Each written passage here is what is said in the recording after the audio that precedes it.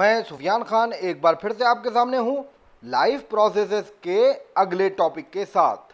बच्चों, life processes में हम पढ़ रहे हैं वो रिएक्शंस, वो काम जो किसी भी लिविंग ऑर्गेनिज्म को जिंदा रखने के लिए ज़रूरी हैं, वो प्रोसेसेस, जैविक क्रियाओं के इस क्रम में हम आज एक नई जैविक क्रिया के बारे में बात करेंगे जिसका नाम है रिस्पायरेशन या श्वसन। तो बच्चों, क्या होता है रिस्पायरेशन, चलिए जानते हैं।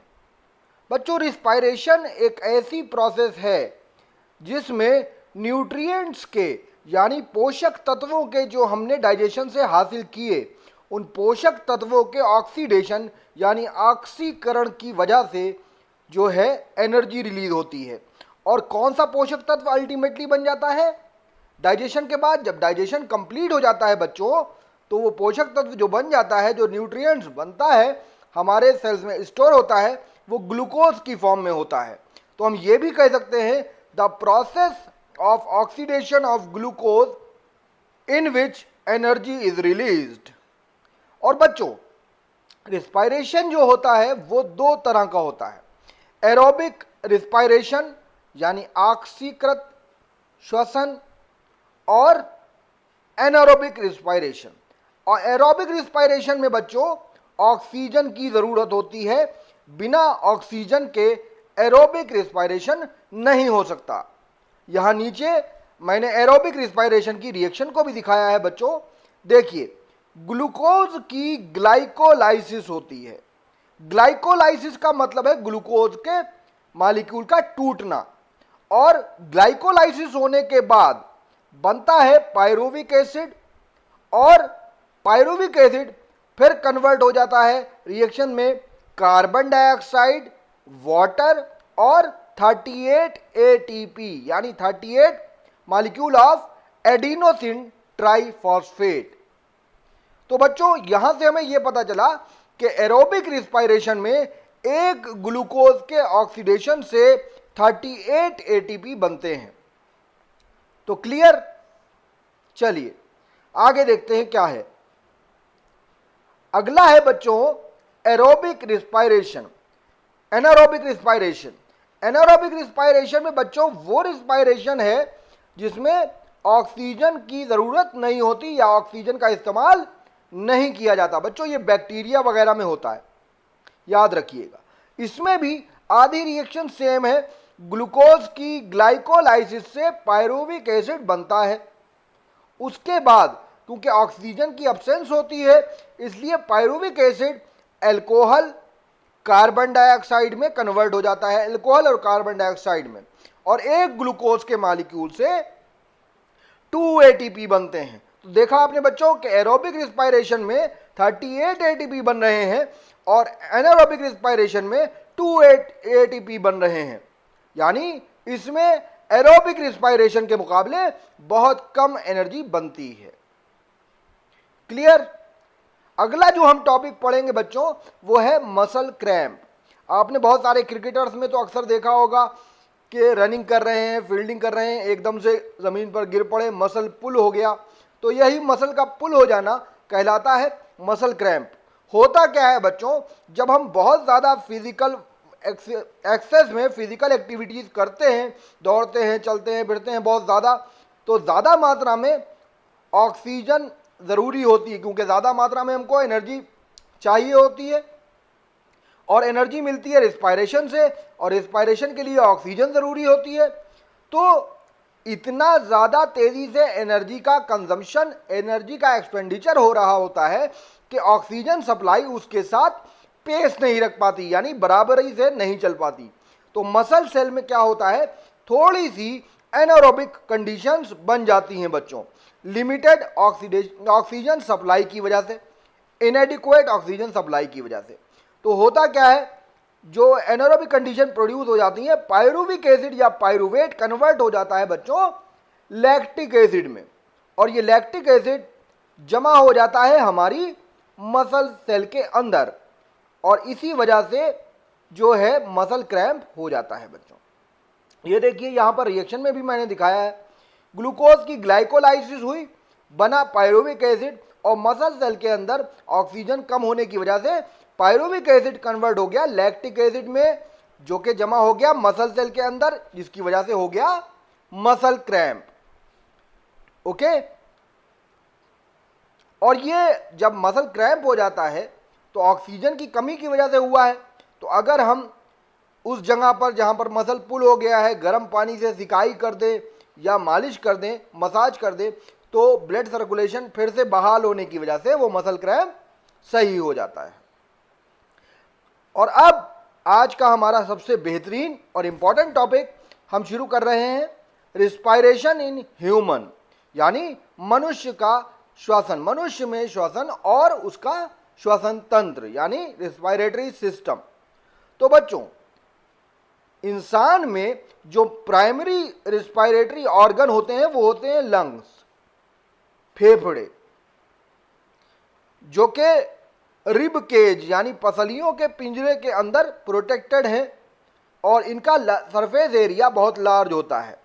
यहां तक कि अगर आप दोनों फेफड़ों को बिछाएंगे ज़मीन पर खोल कर तो वो एक टेनिस कोर्ट के बराबर एरिया को कवर कर लेंगे। क्लियर? ये रहा, देखिए रिस्पायरेटरी सिस्टम इंसान का, इसको गौर से देखते हैं। देखिए, ये है नेजल कैविटी, नॉस्ट्रिल, ये नथुने आ गए, ये नेजल कैविटी नाक के अंदर की जगह। उसके बाद फेरिंग्स, जो कि बेसिकली रिस्पायरेटरी सिस्टम का पार्ट नहीं है, लैरिंग्स, लैरिंग्स वॉइस बॉक्स जहाँ से हमारी आवाज़ हम बोलते हैं, और फिर ये ट्रैकिया शुरू हो जाता है बच्चों, सांस की नली, ठीक है। और ये आगे बढ़ता है तो ये आगे बढ़कर फिर से दो ब्रांच में डिवाइड होता है। इन ब्रांचेस को कहते हैं हम ब्रोंकस सिंगुलर को और ब्रोंकी दोनों को मिलाकर प्लूरल को, और ये फेफड़ों के अंदर दाखिल होता है, फिर फर्दर डिवाइड हो जाता है और ज़्यादा माइन्यूट ब्रांचेस में, जिनको हम ब्रंकियोल्स कहते हैं बच्चों। ये देखिए, ये आपको ब्रंकियोल्स दिख रही हैं, फर्दर डिवीजन दिख रहा है, और इनके सिरों पर छोटे छोटे एयर सैक्स होते हैं, थैली जैसे होते हैं, बहुत पतली झिल्ली होती है, जिनके अंदर बहुत सारे ब्लड कैपिलरीज होते हैं, उनको हम कहते हैं एल्वेओली, जो एयर सैक्स होते हैं। और यह है बच्चों डायफ्राम, जो लंग्स के मूवमेंट को सपोर्ट करने के लिए होता है। चलिए देखते हैं कि कैसे काम करता है मनुष्य का श्वसन तंत्र। देखिए, सबसे पहले हम देख लेते हैं कि कौन कौन से हिस्से या कौन कौन से ऑर्गन श्वसन तंत्र में शामिल हैं, रिस्पायरेटरी सिस्टम में शामिल है। बच्चों, यहां पर एक और बात आप याद रखिएगा, ब्रीदिंग यानी कि श्वसन यानी सांस का लेना, ये रिस्पायरेशन नहीं है, बल्कि कंप्लीट रिस्पायरेशन नहीं है, बल्कि रिस्पायरेशन का एक पार्ट है, जो कि जिसमें इनहेलेशन यानी सांस का अंदर खींचना हवा का और एक्सहेलेशन यानी बाहर छोड़ना कार्बन डाइऑक्साइड को, दो पार्ट होते हैं। ये सिर्फ इतना काम करता है कि रिस्पायरेशन के लिए ऑक्सीजन को प्रोवाइड कराता है, यानी फेफड़ों तक पहुंचाता है, और एक्सहेलेशन रिस्पायरेशन में बने बाई प्रोडक्ट कार्बन डाइऑक्साइड को बाहर लाता है। तो चलिए जानते हैं कि इसमें कौन कौन से हिस्से शामिल हैं। सबसे पहले तो नॉस्ट्रिल, नथुने, ये देखिए मैंने यहाँ पर आपको दिखाया है, एक एक चीज़ समझते चलिए। ये हो गए नॉस्ट्रिल, जिनके ज़रिए हवा अंदर जाती है, और नाक के अंदर की जगह कहलाती है नेजल कैविटी या नेजल पैसेज। इस नेजल कैविटी में म्यूकस भरा होता है, स्टिकी चिपचिपा पदार्थ, म्यूकस भरा होता है, श्लेष्मा जिसे बोलते हैं, और छोटे छोटे बाल, फाइन हेयर होते हैं। इसका काम क्या होता है, क्योंकि जब हम सांस बाहर से लेंगे, हवा बाहर से जाएगी, तो जाहिर सी बात है कि कुछ धूल के पार्टिकल और मिट्टी जाने का भी खतरा रहता है। तो कुदरत ने उसके लिए इंतजाम किया है एक चिपचिपी श्लेष्मा यानी म्यूकस और बाल, जो कि इन डस्ट पार्टिकल को अपने अंदर फंसा लेते हैं, इटका लेते हैं, जो इस बात को इंश्योर करता है कि हमारे फेफड़ों तक जो हवा पहुंचेगी वो धूल उसमें नहीं रहेगी, कोई भी हार्मफुल चीज उसमें नहीं होगी। यानी ये एक तरह के एयर फिल्टर का काम करते हैं ये म्यूकस और fine here in the nasal cavity. Clear? चलिए, नेजल कैविटी के ठीक नीचे जो है फेरिंग्स और लैरिंग्स होते हैं, या यूं कह सकते हैं कि ट्रैकिया के टॉप मोस्ट हिस्से पर, ठीक है, फेरिंग्स और लैरिंग्स होते हैं। फेरिंग्स जो है वो बेसिकली रिस्पायरेटरी सिस्टम का पार्ट नहीं है, जिसको हम गला कहते हैं आम जबान में, कि गला, हमारे गले में दर्द है, तो वो होता है बेसिकली फेरिंग्स। लैरिंग्स होता है वॉइस बॉक्स, जहां से हमें बोलने में मदद मिलती है, वॉइस प्रोड्यूस होती है। अच्छा, ये जो है वो ट्रैकिया के अपर पार्ट, यानी ट्रैकिया जिसको हम विंड पाइप, सांस की नली के सबसे ऊपरी हिस्सों में होता है। सांस की नली, ट्रैकिया जो है वो घिरी रहती है कार्टिलेज रिंग्स से। कार्टिलेज एक तरह की नरम हड्डी होती है, जिस तरह से आपकी कान की हड्डी नरम होती है बाहर वाली, वो कार्टिलेज के रिंग्स होते हैं। ये ट्रैकिया को चारों तरफ से घेरे रहते हैं, छल्ले की तरह होते हैं। देखें, ये जो है जैसे आपका, ये देखिए यहां विंड पाइप है ये, और ये ट्रैकिया कैसे होंगे, इसके चारों तरफ ऐसे घेरे रखे होंगे इसे। क्लियर? ये जो है, ये जो रेड सर्कल मैंने दिखाए हैं, इस तरह से ट्रैकिया चारों तरफ से इसको घेर लेंगे। जैसे आप उंगली में अगर अंगूठी पहने तो अंगूठी का जो छल्ला होता है वो चारों तरफ से उंगली को घेर लेता है, बिल्कुल उसी तरह से जो है कार्टिलेज रिंग्स ट्रैकिया को घेर लेते हैं।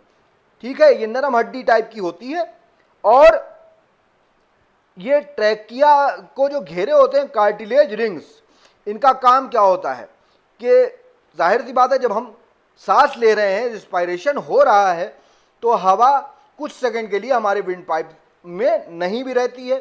तो अगर कार्टिलेज रिंग ना हो बच्चों, तो हवा के ना होने की वजह से हमारा ट्रैकिया, सांस की नली बस्ट होने का खतरा रहता है हवा की गैर मौजूदगी में। तो ये हवा की गैर मौजूदगी में ट्रैकिया को बस्ट होने से, फटने से बचाने के लिए होते हैं कार्टिलेज रिंग, सपोर्ट के लिए होते हैं उसकी। ट्रैकिया आगे बढ़ता है बच्चों नीचे की तरफ और डिवाइड हो जाता है, जैसे कि मैंने आपको अभी बताया था, दो ब्रांचेस में। वो दो ब्रांचेस जो हैं उनको हम ब्रोंकी कहते हैं प्लूरल, और सिंगुलर होता है ब्रोंकस। ठीक है, और इसी से एक बीमारी का नाम बना है ब्रोंकाइटिस, आपने सुना होगा। इन्हीं ब्रोंकी में सूजन आ जाने को हम ब्रोंकाइटिस कहते हैं।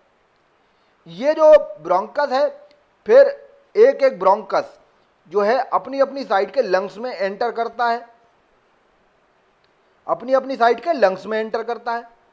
ये देखिए यहां पर, ये देखिए ब्रोंकस आया, ये ट्रैकिया है ऊपर वाला, और ब्रोंकस जो है वो डिवाइड हुआ, ये आया, ये आया इधर साइड वाला। क्लियर? तो ये डिवाइड होता है और लंग्स के अंदर जाता है, उसके बाद फिर ये फर्दर लंग्स के अंदर पहुंचने के बाद डिवाइड होता है। आप लोग देखें यहां पर ये और ज्यादा छोटे छोटे बन गए, ब्रांचेस हो गई, इनको हम कहेंगे ब्रंकियोल्स। ठीक है, और इन ब्रंकियोल्स के न्यूमरस माइन्यूट ब्रांच में डिवाइड होता है, जिसको हम क्या कहते हैं, अभी मैंने बोला ब्रंकियोल्स कहते हैं। और ये ब्रंकियोल्स जो होते हैं माइन्यूट ब्रांचेस, जैसे आप यहां देखें कि ये जो ट्रैकिया आया ऊपर से, ये ट्रैकिया डिवाइड हुआ यहां पर, ये देखिए डिवीजन जा रहा है, ये इधर इसका डिवीजन जा रहा है, तो ये हो गए आपके ब्रोंकस एक एक साइड का, और दोनों को मिला के कहें तो ब्रोंकी। अब आप देखें कि ये फिर फर्दर डिवाइड हुआ, ये देखिए ब्लू कलर और रेड कलर की आपको छोटी छोटी पेड़ की शाखाओं की तरह जो ब्रांचेस दिख रही हैं, ये हैं ब्रंकियोल्स। क्लियर? और इन ब्रंकियोल्स के सिरों पर बहुत ही छोटे छोटे पतली झिल्ली के थैले की तरह, यानी एयर सैक्स होते हैं, यहाँ पर होंगे, यहाँ पर होंगे, इसमें होंगे, इसमें होंगे। ठीक है, ये कहलाते हैं बच्चों एल्वेओली। एल्वेओली में बहुत सारी ब्लड कैपिलरीज का एक नेटवर्क होता है। अच्छा, एल्वेओली की जो मेम्ब्रेन होती है वो बहुत पतली होती है। ठीक है, और जब ये ऑक्सीजन हमारे फेफड़ों में पहुंचती है, तो जब ये एल्वेओली में पहुंचती है, तो एल्वेओली की क्योंकि झिल्ली मेम्ब्रेन बहुत पतली होती है, इसलिए जो है वो एल्वेओली के जरिए ही ब्लड कैपिलरीज में डिफ्यूज होकर ब्लड सर्कुलेशन में मिल जाती है।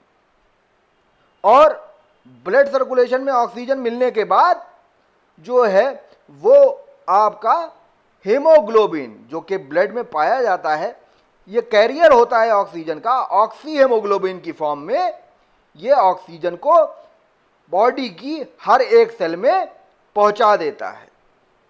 तो बच्चों ये था हमारा मनुष्य का श्वसन तंत्र, ह्यूमन रिस्पायरेटरी सिस्टम, श्वसन एवं श्वसन तंत्र। तो उम्मीद करता हूं कि आपको ये समझ आया होगा, पसंद आया होगा, अच्छा लगा होगा। पसंद आने और अच्छा लगने की सूरत में आप लोग मेरे चैनल को सब्सक्राइब, शेयर और लाइक करना ना भूलें। मिलेंगे कल एक नए लाइफ प्रोसेस के साथ, एक नए ह्यूमन बॉडी के सिस्टम के साथ। तब तक के लिए पढ़ते रहें, खुश रहें, बाय बाय।